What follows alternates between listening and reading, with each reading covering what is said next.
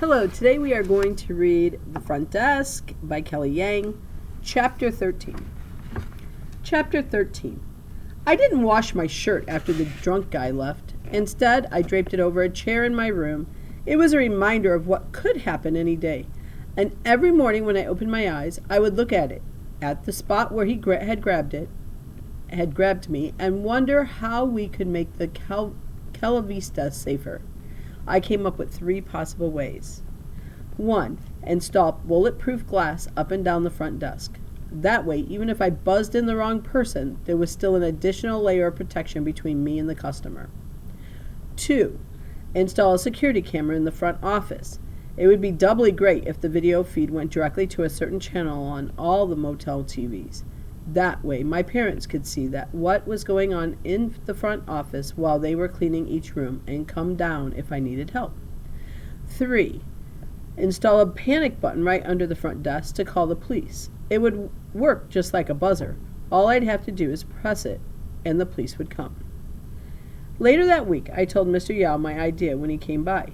He immediately shot them down. All that stuff costs money. You think money grows on trees? I checked at the library, and bulletproof glass only cost $25, I told him. I glanced at Jason, who as usual came with his dad, and, as usual, didn't say anything helpful. $25 per square foot, and that doesn't include the installation, Mr. Yao said. What about the security camera? I asked.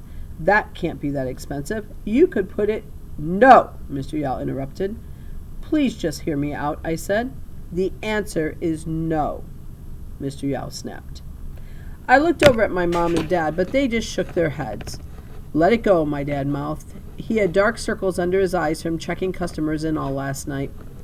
Why don't we go outside, my parents suggested to Mr. Yao. Let us show you the new washing machine. Mr. Yao nodded and followed my parents out the back. Jason stayed behind, filling with the restaurant menus. Quietly, he muttered, I think the security camera is a good idea.